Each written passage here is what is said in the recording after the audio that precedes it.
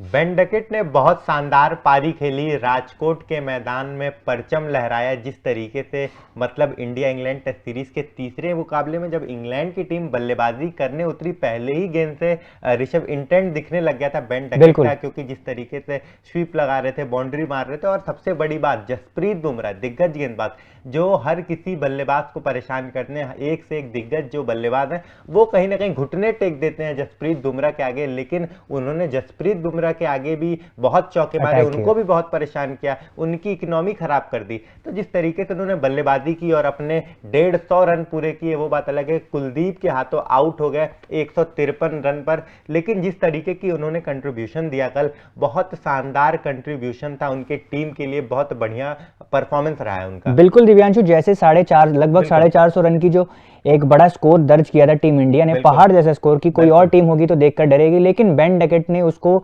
दिखा दिया कि किस तरह से कोई भी स्कोर उनके लिए कोई मायने नहीं रखता है, एक बड़ा स्कोर नहीं है। और जैसे ही मतलब गेंदबाज उतरे, भारतीय गेंदबाज उतरे, तो किसी को भी नहीं छोड़ा, मतलब चुन चुन के सबसे बदला लिया गया। बुमराह क्या, सिराज क्या, कुलदीप क्या, जितने बॉलर थे, अश्विन क्या, सबको काफी मार पड़ी। और एक बार हम उनके स्टैट्स पे अगर नजर डालें बेन डकेट, हालांकि अब जो है मेरे लिए मुझे लगता है कि भारतीय लिए कहीं ना कहीं राहत की सांस जरूर होगी।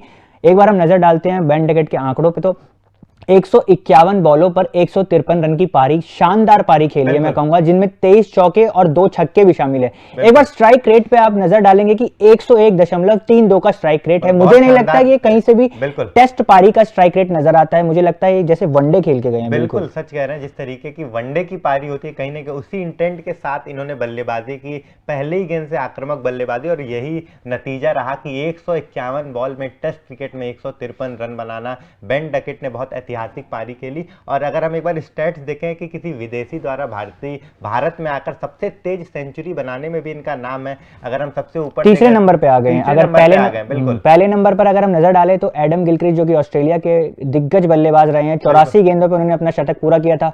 उसके बाद बात करें क्लाइव लॉयड, जो कि वेस्टइंडीज के कप्तान थे, 85 बॉलों पे उनका शतक है भारतीय सरजमी पर। तीसरे नंबर पर अब जो है एंट्री हो गई है बेन डकेट की, जिन्होंने 88 गेंदें ली हैं सिर्फ अपना शतक पूरे करने के लिए भारतीय सरजमी पर। साथ साथ यहाँ पे बड़ी बात ये होगी कि क्लाइव लॉयड, एडम गिलक्रिस्ट जो है काफी एक्सपीरियंस रखते थे खेलने का, इतने एक्सपीरियंस खिलाड़ी थे। बेन डकेट जहां तक मुझे लग रहा है उनका विदेश, अगर ये भारतीय द्वारा अभी ज्यादा भारत में खेलने का एक्सपीरियंस नहीं है तब भी, और मुझे कहीं ना कहीं ये लगता है कि सही मायने में बेन डकेट ने साबित कर दिया। हालांकि इससे पहले भी हमने ऑलीपॉप की भी पारी देखी थी कि जो 196 रन की, लेकिन कहीं ना कहीं जिस स्ट्रेटेजी को इंग्लैंड ने इतने समय से अपनाया हुआ है, बेसबॉल की वो स्ट्रेटेजी, मुझे लगता है कि सही मायने में यही वो बेसबॉल है जो जिसकी बात इंग्लैंड कर रहा था, जो आज हमें बेन डकेट ने खेल कर दिखाया। सही कह रहे हो ऋषभ, जिस तरीके से ओली पॉप ने बल्लेबाजी की, बेशक 196 रन की पारी के लिए, लेकिन बेसबॉल क्या होता है, आज बेन डकेट दिखाकर चले गए और बहुत सारे रिकॉर्ड भी बनाए।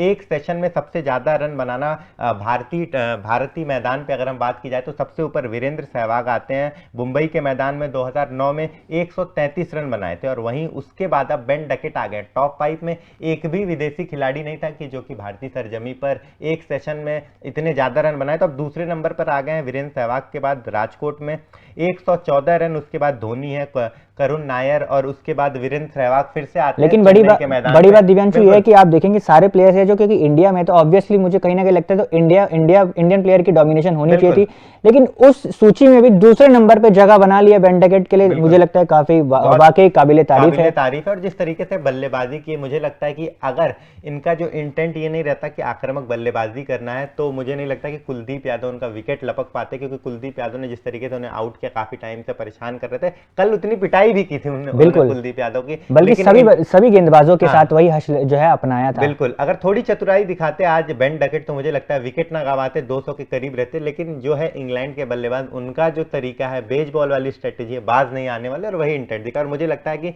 टीम के लिए एक बहुत बड़ा कंट्रीब्यूशन देके गए, जिस तरीके से भी उनका माइंडसेट रहा। मुझे लगता है जिस तरह से बेन डकेट खेल रहे थे, कहीं ना कहीं उसके बाद जब बेन स्टोक्स अब खेल रहे हैं, बेन स्टोक्स और फोक्स, हमने देखा जो रूट और जो है बेयरस्टो भी कुछ खासा कमाल नहीं कर पाए उसके बाद, लेकिन अब स्टोक्स और जो फोक्स है उन पर जिम्मेदारी आ गई, कहीं ना कहीं एक प्रेशर अब फील करने लगी होगी इंग्लैंड टीम, जो कल तक अभी तक जो है डकेट की विकेट से पहले हम बात करें जो काफी कंफर्टेबल पोजीशन में नजर आ रही थी। बिल्कुल, और बेन डकेट की ये शानदार पारी पे आपकी जो राय है कमेंट बॉक्स में दीजिए, और जाते जाते तूफान स्पोर्ट्स को लाइक, शेयर एंड सब्सक्राइब करिए।